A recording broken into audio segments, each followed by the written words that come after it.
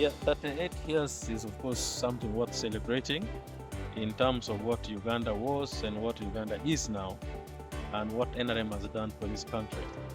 NRM took over government in 1986 when all the social indicators and all other indicators thought the country was below standard in terms of population, in terms of security, in terms of economic development, that is infrastructural development, human resource development, economic performances. Inflation was over 200%. So really, the NRM, if you use the word in the medical field, found Uganda, which was in intensive care. And at least when NRM came, it started administering critical policies that stabilized the country, and now the country is where it has reached, out of danger because of the policies and programs that NRM introduced right in the time it came to power in 1986. One of the key problems that Uganda was having in the past is that our politics was more skewed towards personalities, the religion, tribal. We were concentrating in identifying what divides us as a people. But when NRM came, we refocused the country towards what builds us as a unit than what divides us. And that definition of politics really has stabilized Uganda, and we are seeing everybody now working together, and we are focusing at the common problem that we all face. These are problems of illiteracy, problems of poverty, problems of diseases, problems of backwardness, and these are things that the policies of government of NRM is focusing on. This is a big plus because in the past, even in terms of administration, our governance system was reduced to only handle administrative matters as directed by appointed agents of central government. But through the Resistance Council, when NRM introduced elections of LC1s, LC2s, and people's representation and representatives at lower levels, governance became a shared platform with the people and the leaders. So the people's voices were now represented by those that they elect from amongst them to present their concerns. So this formed our decentralized program that we have given power back to the people, and the people now take charge of who should lead them at whatever level. These are not simple achievements. And so when we are celebrating 38 years, we are celebrating 38 years of total transformation of the country in terms of economy, in terms of politics, in terms of social programs. So we are happy and we are really excited about this celebration.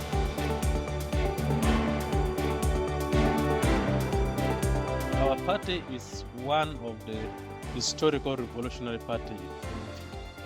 Should take it from that. And a revolutionary party is not like any other ordinary political party, because our DNA is in the masses.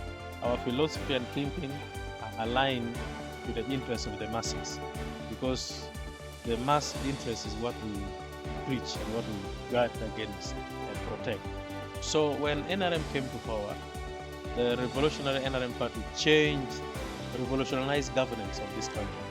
And so it exposed the party and the people to a wider range of opportunities, that we have an elaborate structure of the party, which starts from the village, parish, sub-county, district level, and at national level. All these different structures of the party, we elect leaders at the various levels. At the village, we have 30 members who are elected as party leaders. At the parish, we have also 30 members. At the sub-counties, we have 30 members. Municipalities and districts, we all have members that are elected. All together, if you put the number of villages in Uganda, which are 72,000, the number of parishes are about 10,000 something, and the numbers of sub-counties are about 2,400, and then the numbers of district, which is now 152.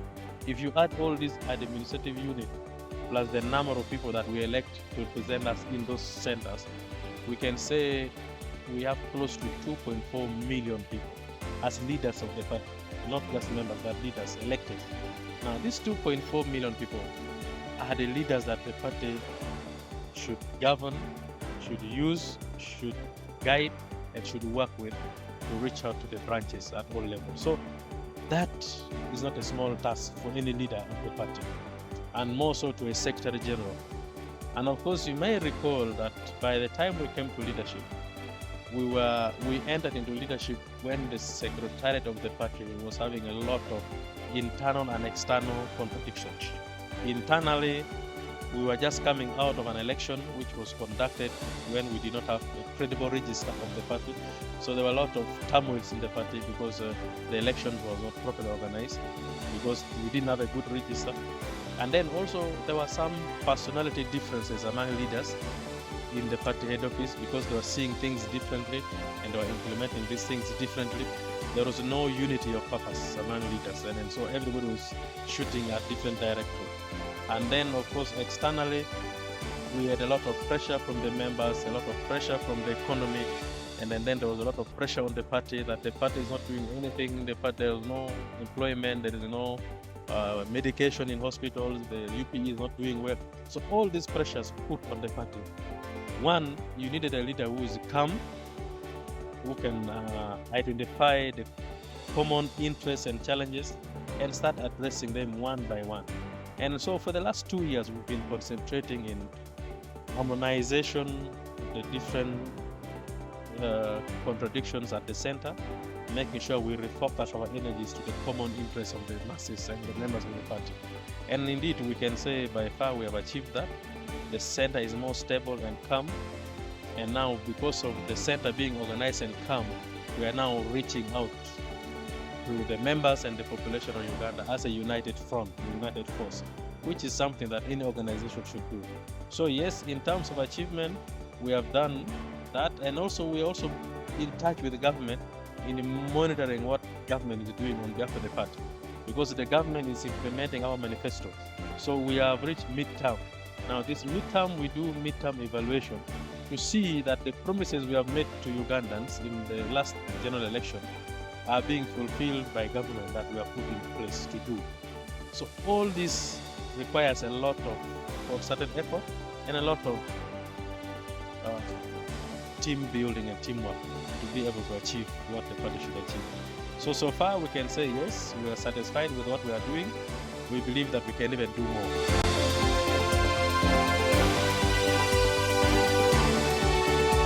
Education is a certificate of exposure, if I may use the word of one of the philosophers. Education gives you opportunity to be exposed to the many advantages you have around you and how you can use those advantages to live a life which is productive. That is the purpose of education. And so when you say quite a number of young people are unemployed, we understand. These are not employed because for a long time we inherited an education system which was foreign design. The education system that we inherited was designed to serve the interests of the colonialists. Because when they introduced education here, even when the religious organization introduced education, the purpose of this education was only to train interpreters, to train assistants, to train clerks that can work and serve colonial administration, but not to transform our economies. It wasn't the purpose. And therefore, they carried our brain away from critical thinking to memorizing things. You have to memorize, you have to cram, you have to know names of animals, names of mountains, you have to know history of Europe, you have to know geography of Canada. And that is the kind of education we were trained. And such education cannot run the economy. So we ended up training so many of our children in theoretical skills other than practical skills. And so the tragedy now is we have a whole lot of young people with a qualification but without skills. And that is the tragedy, not only for Uganda, but for all sub-Saharan Africa. So the government should realize how to transform this human resource that we have in terms of reskilling them, retooling them, and redirecting them to the critical areas and sectors of the economy. And that is what we are doing. And I need to congratulate and thank Minister of Education for realizing this and thinking through this and changing some of these major areas of concern. Because that is the only way you can generate the employment that is needed. Then the second one is the economy was performing at a minimum level, because when government NRM came to power in 1986, definitely, like I said before, the indicators were very low. The microeconomic performances indicators were very poor, and therefore, to generate that interest that can run the economy, create attention and interest of investors to come and invest here, industrial sectors to come and invest here, invite foreign capital to come in the economy to do investment so that we can create jobs for our local people. It took time. The time that it took also was building up on the manpower of unemployed youth that we were having. So all this put together, we can speak that yes, it was quite a number of issues that we went through, which we have been able to build on gradually, and now we are getting better at we are creating jobs. And I'm sure you have heard over the many years that the president has been talking about improving private sector, the areas of ICT, areas of services, areas of agriculture, where there are quite a number of jobs that can be used by can be generated by many other people.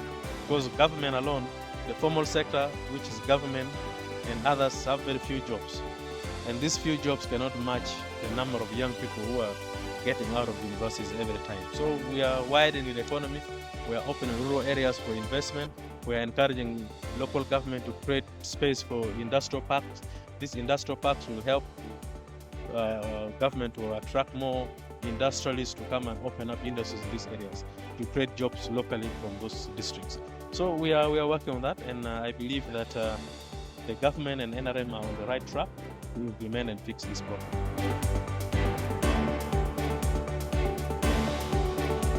The roadmap to 2026 election has already been issued by Electoral Commission. The party is in preparation that we need to, one, have our internal preparation so that we are able to present candidates for the general election that is coming as declared by the National Electoral Commission. So what are we doing? One, we are updating the register soon.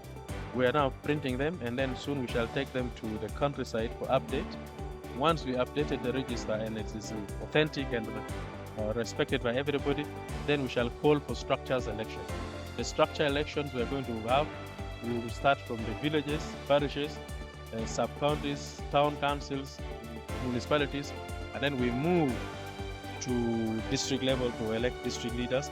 And after electing the district leaders, we shall go to the national level where we elect our national leaders. So it's a stage. Now once we do that, then we shall go to the election of flag bearers of different levels. We start with elections of flag bearers at the sub-county levels for councillors and chairpersons. We go to municipalities and town councils. Then we go to the district councillors. We finish that, and then we do now for members of parliament at various levels. You may recall that LC1 election and the women council election have been postponed. And then also when government accept that we have them conducted, we shall at the right time also call for elections of this structure.